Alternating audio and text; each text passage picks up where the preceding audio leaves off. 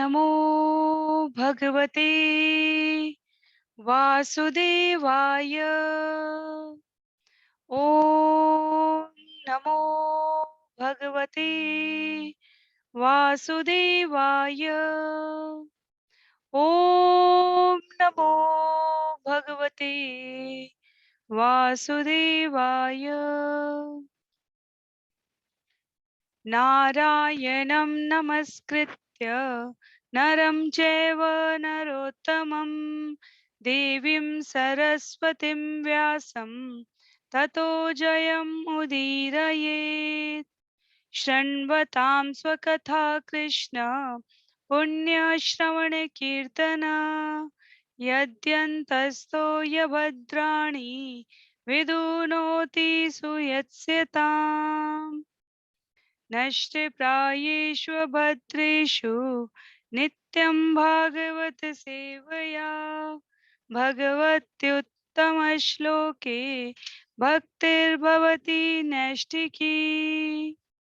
ॐ अज्ञानतिमिरान्धस्य ज्ञानाञ्जनशलाकया चक्षुन्मीलितं येन तस्मै श्रीगुरुवे नमः। मूकं करोति वाचालं पङ्गुं लङ्घयते गिरिं यत्कृपातमहं वन्दे परमानन्दमाधवम्।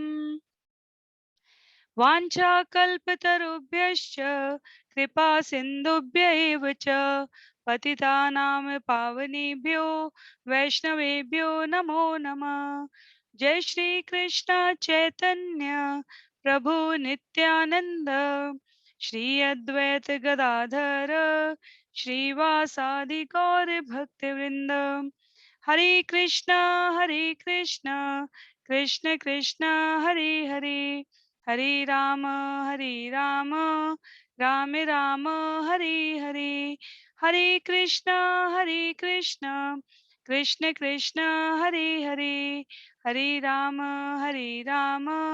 राम राम हरे हरे। हरे कृष्णा। आप सभी को दंडवत प्रणाम। श्रीमद् भागवतम महापुराण सत्रों की इन श्रृंखला में आप सभी का स्वागत है। हम सभी स्कंद 3 का यहाँ श्रवण और पठन कर रहे हैं श्रीमद् भागवतम के इन सत्रों में। और यदि हम सभी को स्मरण हो तो पिछले सत्र में हमने स्कंद 3 अध्याय 12 समाप्त किया है। स्कंद 3 अध्याय 12 जहां हमने कुमारों तथा अन्यों की सृष्टि के बारे में जाना। आज 146वें सत्र में हम अध्याय 13 आरंभ करने जा रहे हैं। तो एक यदि अंकों की यदि संख्या के क्रम में बात करें तो हम सभी स्कंद 3 जिसमें कि करीब करीब 33 अध्याय हैं, हमने 1/3 स्कंद 3 यहाँ पर समाप्त कर लिया है। और 1/3 स्कंद 3 से मेरे कहने का अभिप्राय ये है कि स्कंद 1 के 808 श्लोक, स्कंद 2 में 393 श्लोक, दोनों मिलाकर 1210 श्लोक होते हैं दोनों स्कंदों को मिलाकर। और तत्पश्चात यहाँ स्कंद 3 की इस यात्रा में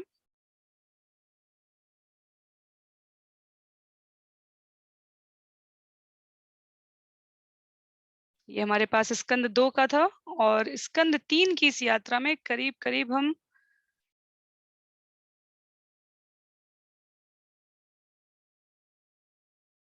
500 के करीब श्लोक पर हैं। तो अगर हम देखें श्लोकों की संख्या 532 श्लोक हमने संपूर्ण किए हैं स्कंद 3 से अभी तक। तो 1201 और 532 श्लोकों को यदि मिला दिया जाए तो हम लोग 1733 श्लोकों के करीब है यहाँ पर। तो बहुत ही संक्षेप में एक पुनरावृत्ति कर लेते हैं। हमने किन अध्यायों का अभी तक श्रवण और पठन किया है स्कंद 3 में। विदुर द्वारा प्रश्न पूछे गए थे ब्रह्मांड की सृष्टि के बारे में। वहां भगवान कृष्ण का स्मरण, ये इसका संवाद हुआ है विदुर और उद्धव के बीच में, क्योंकि विदुर निकले हुए तीर्थ यात्रा पर जहां उनकी भेंट अनेकों यात्राओं के पश्चात करते हुए पूर्व से पश्चिम में आते हैं। तो प्रभास क्षेत्र में महान भक्त उद्धव से होती है। उद्धव ने भगवान को स्मरण करते हुए वृंदावन से बाहर की और वृंदावन के भीतर की लीलाओं का विदुर के साथ परस्पर स्मरण किया अध्याय 2 और अध्याय 3 में संयुक्त रूप से। तत्पश्चात जब महात्मा विदुर ने महान भक्त उद्धव से शरीर रूप में लीला तिरोधान करते हुए भगवान की शिक्षाओं के बारे में पूछना चाहा, तो उद्धव ने उन्हें मैत्रेय के पास भेजा, ये कहकर कि सामान्य शिष्टाचार, सामाजिक उच्च वरीयता के क्रम की बात करें यदि, तो उद्धव पुत्रवत लगेंगे यहाँ पर महात्मा विदुर के, और मैत्रेय उनके पितृवत लगेंगे विदुर के। तो इसलिए भगवान की लीला तिरोधान के समय उद्धव के साथ साथ मैत्रेय भी उपस्थित थे वहां पर, और शिष्टाचार का ध्यान रखते हुए उद्धव ने मैत्रेय के पास भेजा है। तो वहां अध्याय 5 से करीब करीब मैत्रेय और विदुर की जो वार्तालाप आरंभ होती है, उसमें हमने ब्रह्मा जी किस प्रकार तपस्या करेंगे, ब्रह्मा जी द्वारा सृष्टि के बारे में, विश्व रूप की सृष्टि के बारे में अध्याय 6 में, अन्य प्रश्नों में अध्याय 7 में, ये पूरी एक बहुत ही संक्षिप्त है। हमने बीच में एक बार और इसको वार्तालाप के लिए प्रयोग किया था कि किस प्रकार किस किस अध्याय में इनके मध्य क्या संवाद हुए हैं। तो अध्याय 7 में पहुंचते हुए विदुर और मैत्रेय का संवाद अब सृष्टि के विकास के लिए, सृष्टि के विस्तार के लिए, कलयुग में अत्यंत दीन अवस्था में रहने वाले जीवों के लिए, उनके कल्याण के मार्ग के लिए, नास्तिक श्रद्धा विहीन लोग पर गुरु किस प्रकार कृपालु होंगे, भगवान निष्कलुष भक्तों का कैसे साथ देते हैं, ये सब वर्णन वहां पर विदुर और मैत्रेय के मध्य हुआ है। उसके पश्चात पुनः ये स्कंद 2 है।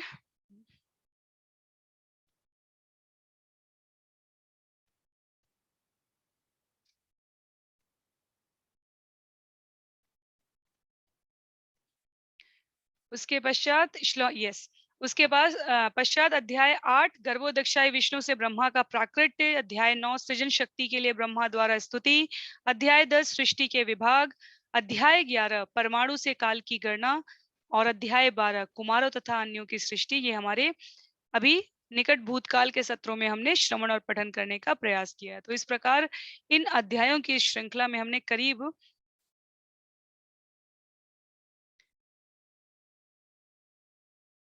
सृष्टि के निर्माण और विकास के क्रम के सभी आधारभूत बिंदुओं को मैत्रेय और विदुर के संवाद में श्रवण किया है। तो आज अध्याय 13 वाराह भगवान का प्राकृत्य, जिसमें 50 श्लोक है, उसे हम आरंभ करने जा रहे हैं। तो जैसा कि मैंने कहा था, स्कंद 2 की पठन सामग्री, उसके लिए आप सभी को सभी ग्रुप में, व्हाट्सएप ग्रुप, टेलीग्राम ग्रुप में सूचना दे दी गई है। आपको एक छोटा सा फॉर्म भरना है और स्कंद 2 की पठन सामग्री आप सभी को उपलब्ध करा दी जाएगी। स्कंद 3 की सामग्री के लिए भी आप लोगों का फीडबैक उसी जो मैसेज भेजा गया है, जो फॉर्म आपको भरना है, उसमें आपसे पूछा गया है कि आप पूरे स्कंद की समाप्ति पर चाहेंगे या अध्याय प्रति अध्याय चाहेंगे, तो उसके बारे में भी आप बता सकते हैं। और उसी के अनुरूप आप सभी को ये पठन सामग्रियां, जो श्रील प्रभुपाद के सुंदर तात्पर्यों से प्रयास पूर्वक अपनी बुद्धि की शुचिता के लिए आप सभी के लिए प्रस्तुत करने का प्रयास किया गया है, उसको आप सभी प्राप्त कर सकते हैं। आप वो छोटा सा फॉर्म भर के हमें सूचित कर देंगे और आप लोगों को वो पठन सामग्री प्रेषित की जाएगी। तो हम आज के लिए आरंभ करेंगे अध्याय 3 स्कंद 3 अध्याय 13 को। अध्याय 13 जिसका नाम है वाराह भगवान का प्राकृत्य।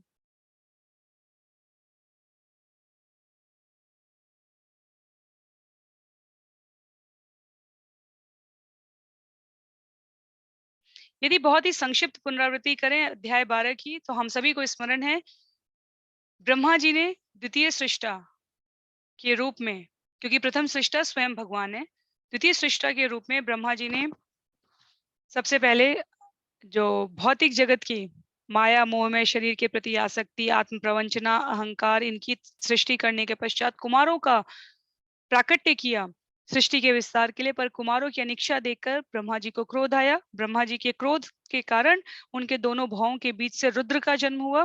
रुद्र ने अपने नाम और स्थान के बारे में पूछा। ब्रह्मा जी ने उन्हें 11 स्थान बताए।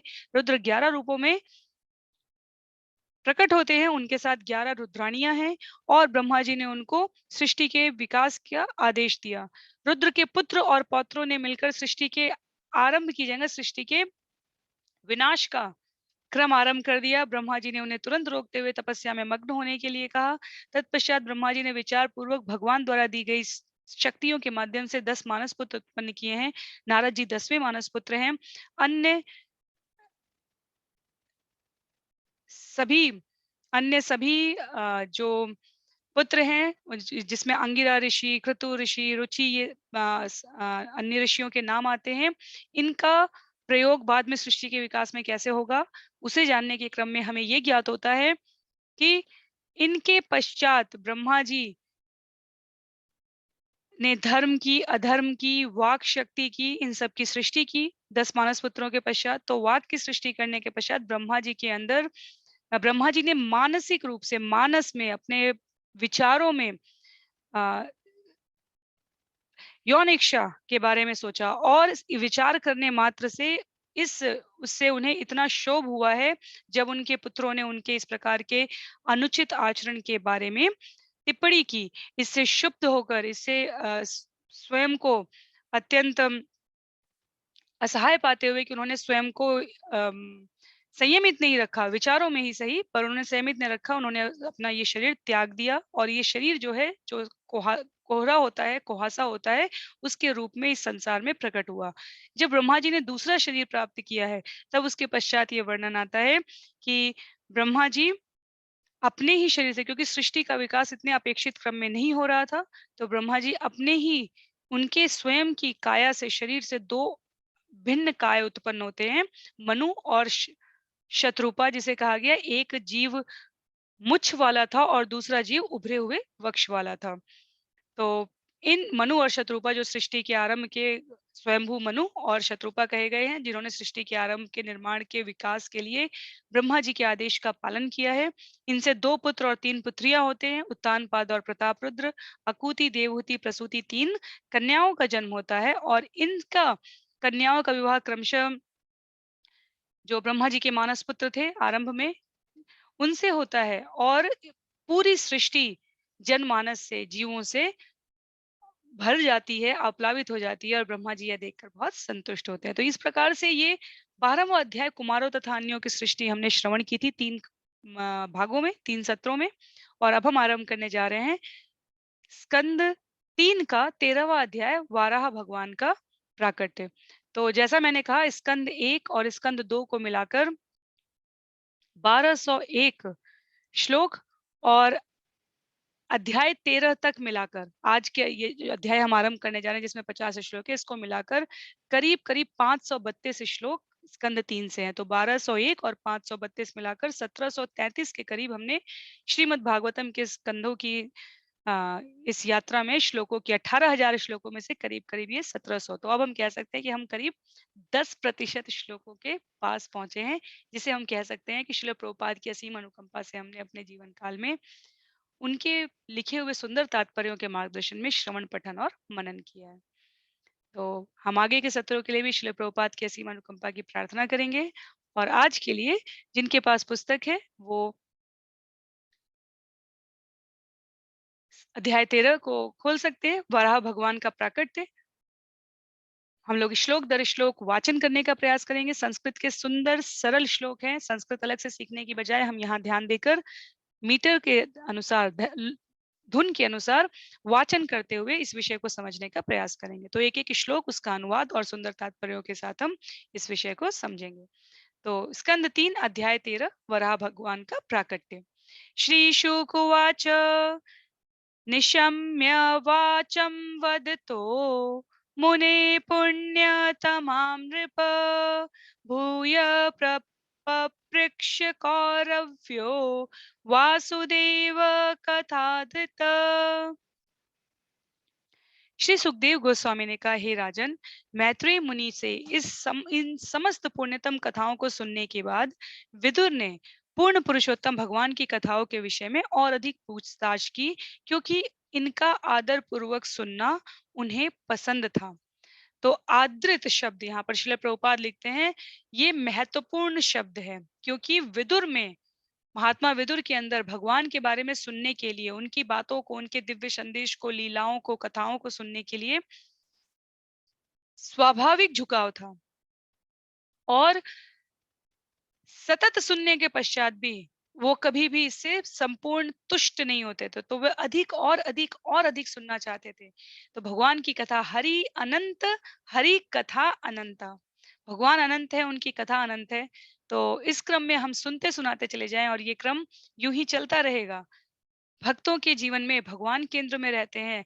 जब तक जीवन खत्म हो जाता है पर भगवान की कथा नहीं खत्म होती। इतना कुछ सुनने और पढ़ने के लिए, और हम सब भी, जिनका भी तनिक भी स्वाभाविक झुकाव है भगवान की कथा सुनने के लिए, अनुभव कर सकते हैं कि इतना भगवान के बारे में जानने, सुनने और समझने को है कि नहीं जाने सुने समझे तो सब ठीक है, कोई बात नहीं, पता ही नहीं है कितना सुनना है। लेकिन जब सुनना आरंभ करते हैं हम, समझना आरंभ करते हैं, तो ये जीवन भी कम प्रतीत होता है। इतनी कथाएं हैं भगवान के बारे में सुनने और समझने के लिए।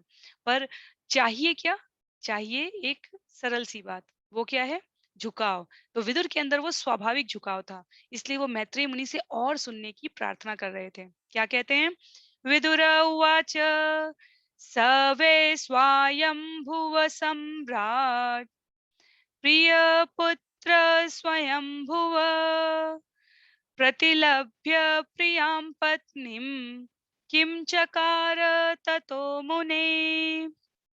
विदुर ने कहा, हे मुनि, ब्रह्मा के प्रिय पुत्र स्वयंभुव ने अपनी अतीव प्रिय पत्नी को पाने के बाद क्या किया? तो हमने सुना था पिछले अध्याय के अंतिम श्लोक में कि स्वयंभू मनु और उनकी पत्नी शत्रुपा, जो स्वयं ब्रह्मा जी के शरीर से विभक्त हुए दो स्वरूप हैं, सृष्टि के निर्माण और विकास में सृजन करने के लिए इंद्रिय संभोग करते हैं और उन्हें दो पुत्र और तीन पुत्रियों की प्राप्ति होती है। तो उसके बारे में यहाँ पर श्लोक संख्या 3 में जब विदुर ने ये प्रश्न पूछा है कि उन्होंने क्या किया, चरितम तस्य राजर्षि आदिराजस्य सत्तमा ब्रूहि मे श्रद्धानाय विश्वक्सेनाश्रयो ह्यसो।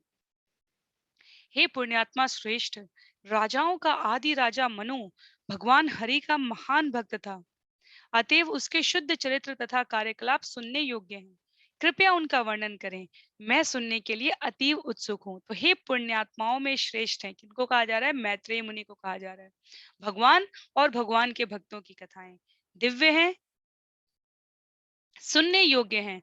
गुणात्मक दृष्टि से भगवान और उनके शुद्ध भक्तों में कोई अंतर नहीं होता।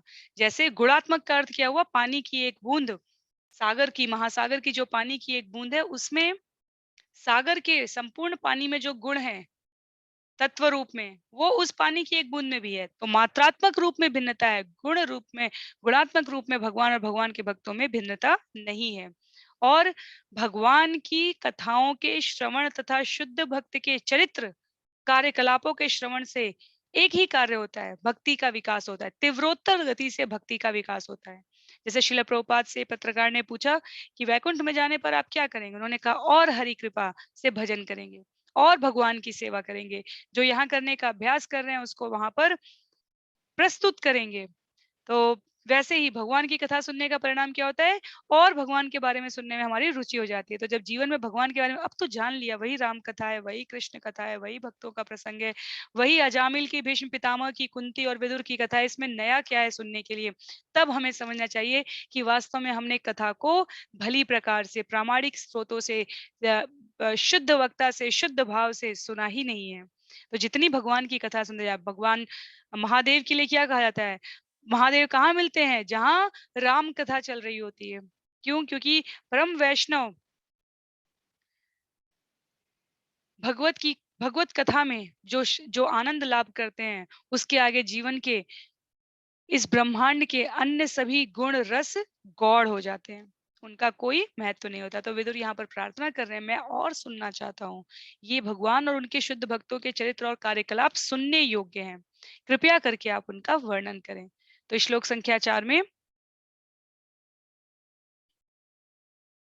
ये क्रम में आता है, श्रुतस्य पुंसां सुचिरश्रमस्य नन्वञ्जसा सूरिभिरीडितोऽर्थ तत्तत् सद्गुणानु श्रवणं मुकुंद पादारविंदम हृदयेषु येषाम्। जो लोग अत्यंत श्रम पूर्वक तथा दीर्घ काल तक गुरु से श्रवण करते हैं, उन्हें शुद्ध भक्तों के चरित्र तथा कार्यकलापों के विषय में शुद्ध भक्तों के मुख से ही सुनना चाहिए। शुद्ध भक्त अपने हृदयों के भीतर सदैव उन भगवान के चरण कमलों का चिंतन करते हैं जो अपने भक्तों को मोक्ष प्रदान करने वाले हैं। तो ये हमारे लिए एक तरीके से सार है। ये बहुत ही स्मरण करने योग्य श्लोक है। इसमें कहा गया है कि दिव्य शास्त्र वे होते हैं जो प्रामाणिक गुरु से वेदों को सुनकर प्रशिक्षित बढ़ने के लिए कठिन तपस्या कर रहे हैं। ऐसे भक्तों को भगवान के दिव्य गुणों के विषय में सुनकर अपने हृदय के भीतर निरंतर भगवान के चरण कमलों का चिंतन करते रहने से जो मोक्षमय अनुभूति होती है, उसकी समस्त संसार में किसी अन्य से कोई तुलना नहीं की जा सकती।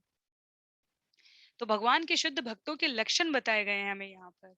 भगवान के शुद्ध भक्त भगवान के ही तुल्य गौरवशाली होते हैं। वैसे उनकी रुचि भगवान की पूजा करने में, भगवान की सेवा करने में होती है, पर भक्त की पूजा भगवान की पूजा से अधिक शक्तिमान होती है। श्रील प्रभुपाद तात्पर्य में लिखते हैं। इसलिए अंतर्राष्ट्रीय कृष्ण भावनामृत संघ गुरु शिष्य परंपरा के इस क्रम में प्रत्येक भक्त दूसरे को प्रभु कहता है। आप मालिक हैं, हम आपके सेवक हैं। कई बार लोग कहते हैं आप प्रभु क्यों कहते हैं इस्कॉन में, प्रभु क्यों कहते हैं? क्यों? क्योंकि प्रभु का अर्थ है मास्टर, मास्टर जो स्वामी है। और हर कोई कहता है हम क्या है, दासानुदास हैं। तो आप देखेंगे हमारे गोस्वामी, हमारे अन्य आचार्य भी स्वयं को क्या कहते थे, दासानुदास। भगवान के दास नहीं है हम, जो भगवान के दास हैं हम उनके दास हैं, दासानुदास हैं। क्यों? क्योंकि आचार्यों ने, मनीषियों ने शास्त्रों की इस उद्घोष को सही अर्थों में समझा है, जहां लिखा हुआ है कि भगवान अपनी खुद के स्तुति गान से अधिक प्रसन्न होते हैं जब भगवान के भक्तों का गान होता है। तो पूरा पूरा भक्तों का चरित्र एक अपने आप में एक पूरी श्रृंखला बन सकती है। उस पर यदि हम स्मरण करें तो चाहे बात हनुमान की हो, चाहे माता कुंती की हो, चाहे बात द्रौपदी की हो या फिर प्रहलाद की हो, गजेंद्र की बात की जाए, चाहे नरसिंह मेहता की बात की जाए, किसी भी युग धर्म काल की बात की जाए, भगवान की लीलाओं में मान किसका होता है? वास्तव में भक्तों का मान होता है। वृंदावन की लीला में मैया यशोदा और गोपियों का जो मान है, रामावतार की लीला में हनुमान जी का जो मान है, भगवान के भक्तों का जो मान बढ़ता है वो भगवान को अति प्रसन्न करता है। तो भगवान, कई बार हम कहेंगे भगवान सिर्फ सेवा करवाने की बात करते हैं। ऐसा इसलिए क्योंकि हम स्वयं को इंद्रिय भोग का अधिकारी समझते हैं कि हम अपनी प्रसन्नता के लिए क्यों नहीं कार्य कर सकते, परंतु वास्तव में देखें तो भगवान को जो प्रसन्न करने का प्रयास करता है, भगवान की प्रसन्नता इस बात में है कि जो उनको प्रसन्न करने का प्रयास कर रहा है उसकी महिमा का गुणगान कैसे हो जाए। इसलिए अम्बरीश महाराज की कथा में दुर्वासा ऋषि कहते हैं मैं तो आपका ही आदमी हूँ, और भगवान कहते हैं मैं तो तुम्हें पहचानता भी नहीं हूँ। ये दुर्वासा ऋषि का अपमान नहीं था, ये इस बात का उद्घोष था कि वो अम्बरीश जो नवधा भक्ति के नवो गुण, हमें कहा जाता है हम या तो श्रवण करें, कीर्तन करें, स्मरण करें, या पाद सेवनम अर्चनम विग्रह सेवा जो करना चाहें, नवधा में से अगर हम एक को साध ले तो भगवान मिल जाते हैं। यहाँ अम्बरीश महाराज थे जो नवधा विधि से भगवान की सेवा करते थे। तो ऐसे भगवान की लीला में भक्तों का मान है, और भक्त की सेवा में भगवान की लीला, भगवान का गुणगान है। इसीलिए इसको, इस पूरे पुराण को श्रीमद् भागवतम कहा गया है। मद अर्थात अहंकार, भागवतम भगवान मेरे अहंकार हैं। जीवन में अहंकार बुरा है पर भगवान मेरे अहंकार हैं। और भागवत का एक दूसरा अर्थ होता है, भागवत एक पुस्तक के लिए कहा गया है, और भागवत एक ऐसे जन जो भागवत आचरण करने वाले हैं, भागवत कहे गए हैं। तो दोनों ही प्रकार से श्रील प्रभुपाद की लिखी हुई इस पंक्ति का कि भक्त की पूजा भगवान की पूजा से अधिक शक्तिमान है, इसकी पुष्टि होती है। तो क्या हो रहा है, मैत्रेय मुनि से विदुर कह रहे हैं कि मैं भगवान के शुद्ध भक्त, क्योंकि पिछले श्लोक में उन्होंने कहा आदि राजा मनु भगवान हरि का महान भक्त था, इसलिए श्लोक संख्या 4 में उन्होंने कहा कि मैं उनकी कथा सुनना चाहता हूँ। तत्पश्चात सुखदेव गोस्वामी श्लोक संख्या 5 में कहते हैं, श्री शुक उवाच इति ब्रुवाणं विदुरं विनीतं सहस्रशीर्ष्णश्चरणोपधानम् प्रहृष्टरोमा भगवत्कथायां प्रणीयमानो मुनिरभ्यचष्ट। श्री सुखदेव गोस्वामी ने कहा, भगवान कृष्ण विदुर की गोद में अपना चरण कमल रखकर प्रसन्न थे, क्योंकि विदुर अत्यंत विनीत तथा भद्र थे। मैत्रेय मुनि विदुर के शब्दों से अति प्रसन्न थे और अपनी आत्मा से प्रभावित होकर उन्होंने बोलने का प्रयास किया।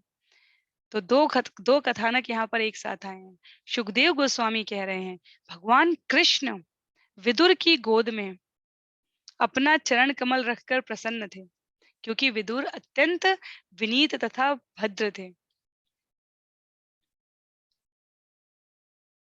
कहने का अर्थ क्या हुआ? कभी जब भगवान जब दुर्योधन के साथ शांति प्रस्ताव के लिए गए थे, तो विदुर के घर पर भोजन किया था और विश्राम करते समय उन्होंने विदुर की गोद में अपने चरण कमल रखे थे। मैत्रेय मुनि विदुर के शब्दों से अति प्रसन्न थे। मैत्रेय मुनि को भूत भविष्य ये पता था, ज्ञात है, अपने सामर्थ्य से, वो अपने तपस्या के बल पर जानते हैं। तो मैत्रेय मुनि विदुर के अहोभाग्य को सोचकर प्रसन्न हो रहे हैं, उन्हें रोमांच आया है और अपनी आत्मा से प्रभावित होकर बड़े ही हर्ष के साथ विदुर की इस विनम्रता को, कि इतनी इनके अंदर भगवान के बारे में सुनने की ललक है, इच्छा है, लालसा है। लालच बुरा है, पर फिर वही लालच यदि शुद्ध तत्व में जोड़ दिया जाए तो भगवान की कथा सुनने का जो विदुर का लालच है और मैत्रेय मुनि से प्रार्थना है, मैत्रेय मुनि विदुर का भाग्य स्मरण करके कहते, इसमें आश्चर्य की क्या बात है? जब भगवान तक अपने गोद विदुर की गोद में अपना चरण कमल रखकर प्रसन्न हो रहे हैं, तो मेरे लिए तो बड़े हर्ष का विषय है कि ऐसे महात्मा विदुर मुझसे प्रश्न कर रहे हैं। क्या कहते हैं मैत्रेय? श्लोक संख्या 5 में, क्षमा कीजिए, श्लोक संख्या 6 में। मैत्रेय उवाच यदा स्वभार्यया सार्धं जातः स्वायंभुवो मनु प्राञ्जलि प्रणतश्चेदं वेदगर्भम् अभाषत। मैत्रेय मुनि ने विदुर से कहा, मानव जाति के पिता मनु अपनी पत्नी समेत अपने प्राकट्य के बाद वेद विद्या के आगार ब्रह्मा को नमस्कार करके तथा हाथ जोड़कर इस प्रकार बोले। तो मैत्रेय मुनि ने विदुर जी को बताना आरंभ किया कि मानव जाति के पिता मनु हैं, वेद विद्या के आगार ब्रह्मा को नमस्कार कर अपनी पत्नी समेत हाथ जोड़कर क्या बोलते हैं? श्लोक संख्या 7 में, त्वमेकं सर्वभूतानां जन्मकृद्व्यक्तिदः पिता तथापि न प्रजानां ते शुश्रूषा केन वा भवेत्। आप सारे जीवों के पिता तथा उनकी जीविका के स्रोत हैं, क्योंकि वे सभी आपसे उत्पन्न हुए हैं। कृपा करके हमें आदेश दें कि हम आपकी सेवा किस तरह कर सकते हैं। तो स्वयंभू मनु पत्नी शत्रुपा के साथ हाथ जोड़कर वेद विद्या के आगार ब्रह्मा जी के समक्ष कहते हैं कि सारे जीवों के आप पिता हैं, उनकी जीविका के आप सभी स्रोत हैं, क्योंकि सभी आपसे उत्पन्न होते हैं। तो आप हमें बताइए कि हम आपकी सेवा किस प्रकार करें। और श्रील प्रभुपाद यहाँ लिखते हैं, पुत्र का कर्तव्य है कि वह अपने पिता को न केवल सारी आवश्यकताओं की पूर्ति के साधन के रूप में इस्तेमाल करे, अपितु जब स्वयं बड़ा हो जाए तो उनकी सेवा भी करें। और ब्रह्मा के समय से ये सृष्टि का नियम चलता आ रहा है। पुत्र मनु ब्रह्मा से कहते हैं कि आप मुझे बताइए कि मैं किस प्रकार आपकी सेवा करूं। और यहीं पर पिता का भी कर्तव्य बताते हुए प्रभुपाद कहते हैं, जब तक पुत्र बड़ा ना हो जाए तब तक पिता उसकी भली प्रकार से पालन पोषण करे, रक्षा करे। और जब पुत्र बड़ा हो जाए तो पुत्र का कर्तव्य है कि वह पिता की सेवा करे। परस्पर सेवा, परस्पर सम्मान, किसी भी संबंध में आह्लाद का एकमात्र सूत्र यदि हमें ढूंढना हो, दो व्यक्तियों के बीच में चाहे जो भी संबंध हो, पिता पुत्र का, माता बेटी का, सास बहू का, पति पत्नी का, भाई बहन का, भाई भाई का, स्वामी सेवक का, परस्पर एक दूसरे के प्रति स्वाभाविक सम्मान होना चाहिए और एक दूसरे की परस्पर सेवा के लिए तत्पर रहना चाहिए। तो हम कहें मालिक और सेवक के बीच में कैसे परस्पर एक दूसरे की सेवा हो सकती है। सेवक का कर्तव्य है कि वो मालिक की भली प्रकार से सेवा करे और मालिक का कर्तव्य है कि वो अपने सेवक की सभी आवश्यकताओं की पूर्ति करते हुए उसकी सेवा करे। ऐसा नहीं कि मालिक सेवा के लिए नमस्कार कर रहा हो। यदि कोई मालिक ऐसा करता है तो वो बहुत श्रद्धा का पात्र है, पर कम से कम में यदि सेवक की सेवाएं ली जा रही हो तो परस्पर सम्मान प्रदर्शित करने के लिए, धन्यवाद प्रस्तुत करने के लिए सेवक की सब आवश्यकताओं की यथोचित पूर्ति करना भी स्वामी का ही कर्तव्य है। उसके पश्चात श्लोक संख्या 8 में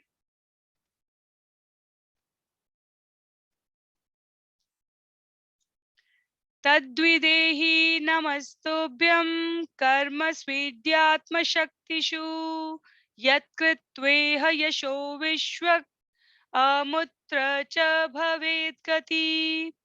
हे आराध्य, आप हमें हमारी कार्य क्षमता के अंतर्गत कार्य करने के लिए अपना आदेश दें, जिससे हम इस जीवन में यश के लिए तथा अगले जीवन में प्रगति के लिए उसका पालन कर सकें।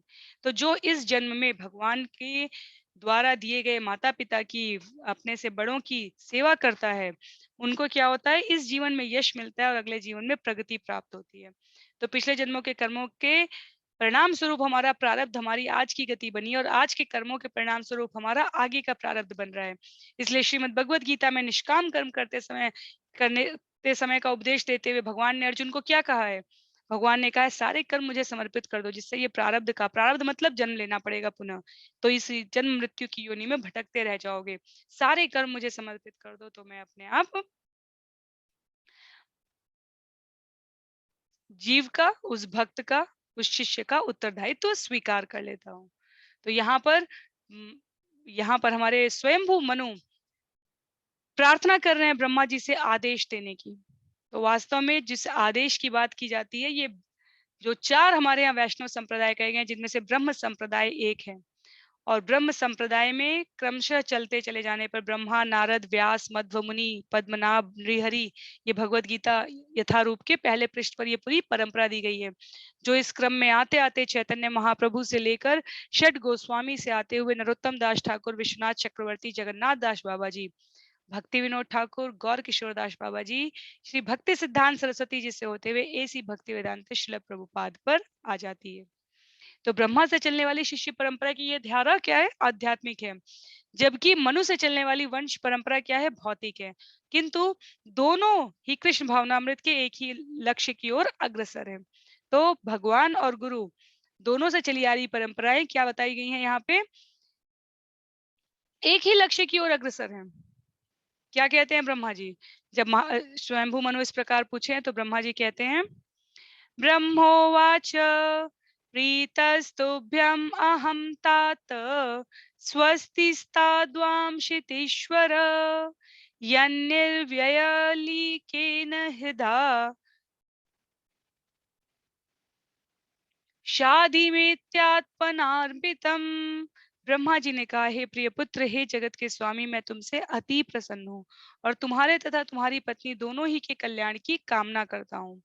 तुमने मेरे आदेशों के लिए अपने हृदय से बिना सोचे विचारे अपने आप को मेरे शरणागत कर लिया है। तो ब्रह्मा जी यहाँ पर किसकी कामना कर रहे हैं? मंगल कामना कर रहे हैं, शुभ की कामना कर रहे हैं। किसके लिए? मनु और उनकी पत्नी के लिए। क्यों? क्योंकि उन्होंने कहा कि ये विचार किए बिना कि इस कार्य में कितनी कठिनता आने वाली है, केवल इस भाव का सम्मान करते हुए कि मैं तुम्हारा पिता हूँ और तुम मेरी सेवा को तत्पर हो, तुमने बिना विचारे ही तुम दोनों ने अपने आप को मुझे शरणागत कर लिया है। तो इसलिए मैं अपने आप को बहुत ही प्रसन्नता का अनुभव करते हुए तुम्हारे मंगल कामना की प्रार्थना करूंगा। तो पिता पुत्र के संबंध के इस प्रकार के वार्तालाप की पुष्टि हमारे शास्त्रों में बिल्कुल आरंभिक समय से हो रही है। कैसे?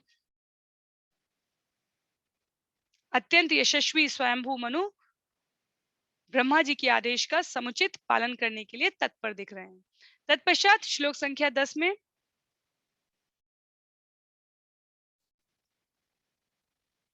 एतावती आत्मजैर्वीरम् कार्याह्यपचितिर्गुरो शक्त्या प्रमत्तैर्गृह्येत् सादरं गतमत्सरे। हे वीर, तुम्हारा उदाहरण पिता पुत्र संबंध के सर्वथा उपयुक्त है। बड़ों की इस तरह की पूजा अपेक्षित है। जो ईर्ष्या की सीमा के परे है और विवेकी है, वह अपने पिता के आदेशों को प्रसन्नता पूर्वक स्वीकार करता है और अपनी पूरी सामर्थ्य से उसे संपन्न करता है। तो ब्रह्मा जी ये बात कह रहे हैं स्वयंभू मनु को कि जो भी पुत्र अपने पिता के आदेश को प्रसन्नता पूर्वक स्वीकार करके पूरी समर्थ के साथ संपन्न करता है, वो ईर्ष्या की सीमा से परे हो जाता है। हमें यहाँ स्मरण रखना चाहिए कि जब ब्रह्मा के प्रथम 4 पुत्रों ने उनकी आज्ञा का पालन करने से इनकार कर दिया था, तो वे लज्जित हुए थे। उनका क्रोध रुद्र के रूप में प्रकट हुआ था, पर वो इसको प्रकट नहीं कर पा रहे थे, इसलिए नेत्रों के मध्य से रुद्र प्रकट होते हैं। पर जब यहाँ स्वयंभू मनु द्वारा आज्ञा पालन किए जाने की बात की गई, तो वो अतीव उत्साहित हो रहे हैं। और वास्तव में रजगुण का जो प्रतिनिधित्व करते हुए ब्रह्मा जी की बात की गई है यहाँ पर, हम भी देखें तो भौतिक जीवन में भी जब कार्य हमारी अपेक्षा के अनुरूप होते हैं, तो हम बहुत उत्साहित दिखते हैं। और जब हम जैसा चाहते हैं इस प्रकार का परिणाम नहीं मिलता, तो हम क्रुद्ध दिखते हैं, क्योंकि ये प्रतिस्पर्धात्मक रजगुण का स्वभाव होता है। अब एक और अंतर हमें यहाँ पर देखना है, वो ये कि कुमारों ने पालन नहीं किया, लेकिन मनु ने यहाँ पर पालन किया है। तो मनु हमारे लिए, हम सभी के लिए क्या बता रहे हैं? मनु हमारे लिए एक उदाहरण प्रस्तुत कर रहे हैं। वो ये कि जो हमसे उम्र में, ज्ञान में, विद्वत्ता में उच्चतर हैं, उनका सम्मान हर स्तर पर किया जाना चाहिए। तो यहाँ पर मनु को ये कार्य नहीं पता है कि ब्रह्मा जी का बताया गया कार्य किस प्रकार संपन्न होगा, और इसीलिए ब्रह्मा जी उनको कह रहे हैं कि मैं तुम्हारी मंगल कामना, सुंदर भविष्य के लिए मंगल कामना करता हूँ। क्यों? क्योंकि निश्चित रूप से तुम्हें प्रेरणा कौन देगा? भगवान देंगे करने की। क्यों देंगे प्रेरणा? क्यों कुंवारों को नहीं दी भगवान ने, और क्यों मनु को देंगे? क्यों? क्योंकि मनु क्या है? मनु तत्पर है भगवान की भक्त की, ब्रह्मा जी की सेवा करने के लिए, यहाँ पर उनके आदेश का पालन करने के लिए। और ऐसे भक्तों को, ऐसे शिष्यों को, ऐसे प्रबुद्ध जनों को भगवत कृपा विशेष रूप से प्राप्त होती है। तत्पश्चात श्लोक संख्या 11 में सत्वमस्यम सत्वम अस्याम अपत्यानि, तो 4 शब्द है वहां। त्वम अस्याम पत्यानि, सत्वम अस्याम पत्यानि सदृशान्यात्मनो गुणे उत्पाद्य शासधर्मेण गाम यज्ञ पुरुषम यज। चूंकि तुम मेरे अत्यंत आज्ञाकारी पुत्र हो, इसलिए मैं तुम्हें आदेश देता हूँ कि तुम अपनी पत्नी के गर्भ से अपने ही समान योग्य संतानें उत्पन्न करो। तुम पूर्ण पुरुषोत्तम भगवान की भक्ति के सिद्धांतों का पालन करते हुए सारे जगत पर शासन करो, और इस तरह यज्ञ संपन्न करके भगवान की पूजा करो।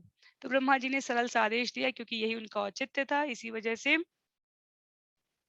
उन्होंने सृष्टि के इस निर्माण और विकास के क्रम में अनेकों प्रकार के दिव्य शरीरों की उत्पत्ति की थी। तो ब्रह्मा जी के शरीर से उत्पन्न हुए स्वयंभू और मनु और शत्रुपा, उनके लिए क्या है ब्रह्मा जी का आदेश कि तुम लोग जीवों का विस्तार करो।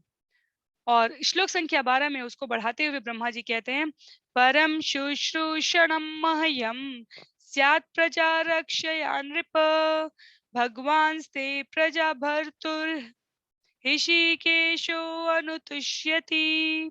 हे राजन, यदि तुम भौतिक जगत में जीवों को उचित सुरक्षा प्रदान कर सको, तो मेरे प्रति वह सर्वोत्तम सेवा होगी। जब परमेश्वर तुम्हें बद्ध जीवों के उत्तम रक्षक के रूप में देखेंगे, तो इंद्रियों के स्वामी निश्चय ही तुम पर अतीव प्रसन्न होंगे। क्या करने के लिए कहा जा रहा है? भौतिक जगत में जीवों को उचित सुरक्षा प्रदान करो। कहते हैं कि ये मेरे लिए आदर्श सर्वोत्तम सेवा होगी। और जब परमेश्वर देखेंगे कि तुम बद्ध जीवों को उत्तम रक्षकों के रूप में उनकी रक्षा कर रहे हो, सेवक बने हुए हो, तो इंद्रियों के स्वामी निश्चय ही तुम पर अत्यधिक प्रसन्न होंगे। ब्रह्मा जी को अपना पद और कद दोनों पता है। उन्हें कौन सी पदवी दी गई है और किस कार्य के निमित्त दी गई है, उन्हें इसका भलीभांति ज्ञान है। अब मनु द्वारा ऐसे कहे गए वचनों से वे स्वयं को उत्साहित पाते हैं। क्यों? क्योंकि अब वो सही अर्थ में सृष्टि के निर्माण विकास के इस क्रम में जो पुत्र और पिता का संबंध है उसकी यहाँ पर प्रस्तुति देख रहे हैं। तो उन्होंने पिता कौन श्रेष्ठ है, संतान कौन श्रेष्ठ है और माता पिता कौन श्रेष्ठ है, इसका परिचय कैसे मिले?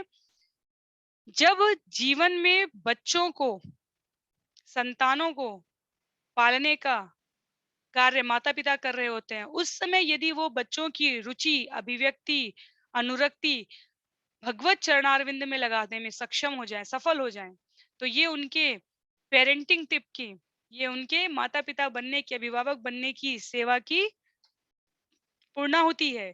हम तुम्हारे शरीर से माता पिता हैं, तुम्हारे असली माता पिता पूर्ण पुरुषोत्तम भगवान श्री कृष्ण है। बच्चों के अंदर ये ज्ञान डाल देना पूर्ण सेवा है।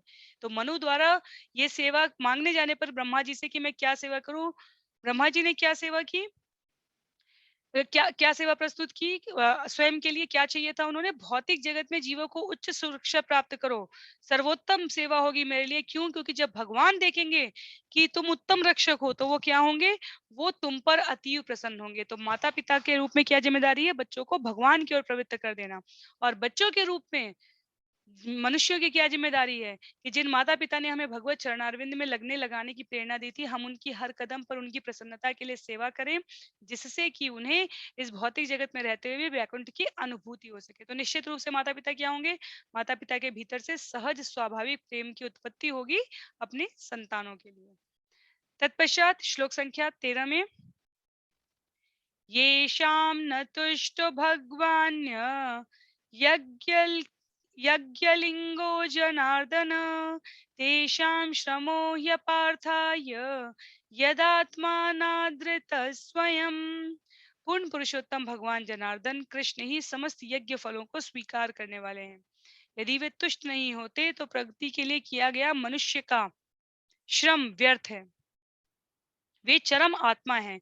अतएव जो व्यक्ति उन्हें तुष्ट नहीं करता वह निश्चय ही अपने हितों की उपेक्षा करता है। तो परम चालाक, परम बुद्धिमान, परम चतुर किसे कहा गया है? जो व्यक्ति भगवान को तुष्ट नहीं करता वो वास्तव में क्या करता है, अपने ही हितों की उपेक्षा करता है, तो इसलिए वो बुद्धिमान नहीं कहा जाएगा। जो इस जीवन के वृद्धावस्था की तैयारी के लिए insurance premium, life savings, pension plan, जो इसके बारे में विचार करते हुए जीवन जी रहा है और वृद्धावस्था में इनका उपयोग कर पाए, उसे हम क्या कहेंगे, बुद्धिमान कहेंगे। जो इस जीवन के बाद के जीवन के लिए तैयारी कर रहा हो उसे हम क्या कहेंगे, परम बुद्धिमान कहेंगे, परम बुद्धिमान। और जो ऐसा नहीं करता वो वास्तव में क्या कर रहा है, वो अपने ही हितों की उपेक्षा कर रहा है। तत्पश्चात श्लोक संख्या 14, अंतिम कुछ श्लोक है इस सत्र के लिए। मनु उवाच आदेशे अहं भगवतो वर्तयामि वसूदन स्थानं त्विजहानुजानीहि प्रजानां मम च प्रभो। श्री मनु ने कहा, हे सर्वशक्तिमान प्रभु, हे समस्त पापों के संहर्ता, मैं आपके आदेश का पालन करूंगा। कृपया मुझे मेरा तथा मुझसे उत्पन्न जीवों के बसने के लिए स्थान बताएं। तो क्योंकि ये बिल्कुल सृष्टि के आरंभिक क्रम की बातें चल रही हैं, तो ब्रह्मा जी से स्वयंभू मनु ने स्वयं के रहने का स्थान पूछा है। और श्लोक संख्या 15 में वो उस समय की तत्कालिक पृथ्वी के बारे में बताते हुए कहते हैं, यदोक सर्वभूतानां महिमग्नामहाम्भसी अस्या उद्धरणे यत्नो देवदेव्या विधीयताम्। हे देवताओं के स्वामी, विशाल जल में डूबी हुई पृथ्वी को ऊपर उठाने का प्रयास करें, क्योंकि ये सारे जीवों का वास स्थान है। यह आपके प्रयास तथा भगवान की कृपा से ही संभव है। तो इससे स्पष्ट होता है कि ऐसा प्रतीत हो रहा है उस तत्कालीन समय में कि जो विशाल जल सागर गर्भोदक सागर था, गर्भोदक सागर, वहां ये जो ब्रह्मांड है वो आधे भाग में जल तक भरा हुआ था। ब्रह्मांड का अर्थ ये 14 लोकों की बात की जा रही है। तो आधे भाग में, ब्रह्मांड के आधे भाग में क्या भरा हुआ था, विशाल जलागार गर्भोदक सागर। अर्थात ये पृथ्वी कहाँ डूबी हुई है, जल में डूबी हुई है। और विदुर कह रहे हैं, विदुर सुन रहे हैं, यहाँ पर क्षमा कीजिए, विदुर सुन रहे हैं, यहाँ पर स्वयंभू मनु ब्रह्मा जी से कह रहे हैं कि देवताओं के स्वामी इस पृथ्वी को उठाने का प्रयास करें, क्योंकि ये स्थान है जीवों के रहने का और आपके प्रयास तथा भगवान की कृपा से ही ये संभव हो पाएगा। तत्पश्चात श्लोक संख्या 16 में तो सरल से अर्थ वाले श्लोक हैं ये सब और हमें ये कथाओं की ओर आगे अग्रसर बढ़ाने के लिए प्रस्तुत किए गए उस वार्ता को एक क्रम को यहाँ लिखते हुए मैत्रेय उवाच परमेष्टि त्वपमां मध्ये तथा सन्नाम वेक्ष्य गाम कथमेनां समुन्निश्य इति दध्योधियाचिरम्। श्री मैत्रेयी ने कहा, इस प्रकार पृथ्वी को जल में डूबी हुई देखकर ब्रह्मा दीर्घ काल तक सोचते रहे कि इसे किस प्रकार उठाया जा सकता है। तो ये सरल सा है, किस प्रकार उठाया जा सकता है। उसके पश्चात श्लोक संख्या 17 देखेंगे। सृजतो मे क्षितिर्वाभि प्लाव्यमाना रसाम गता अथार्थ किमनुष्ठेयम् अस्माभिः सर्गयोजिते यस्याहं यदया दासं स ईशो विदधातु मे।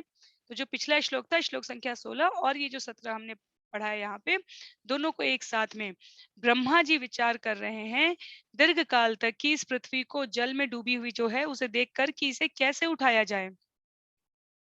तो ये किसकी बात हो रही है? ये विभिन्न कल्पों की बात हो रही है। यहाँ पर श्रील प्रभुपाद लिखते हैं कि जीव गोस्वामी ने स्पष्ट कहा कि ये कथा कब की है? श्वेत वराह कल्प की है। और तो कल्प क्या थे? एक-एक दिन, ब्रह्मा के एक-एक दिन हमारे लिए कल्पों के समान है, कल्प के समान है। अरबों खरबों वर्षों के समान बताए गए हैं जो।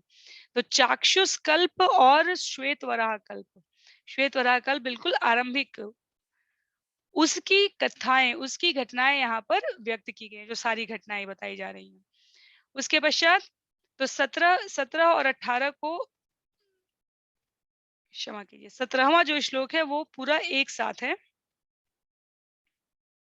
सृजितो मे क्षितिर्वाभि प्लाव्यमाना रसां गता अथात्र किं नुष्ठेयम् अस्माभिः सर्गयोजिते अस्याहं हृदयादासं स ईशो विदुधाति मे।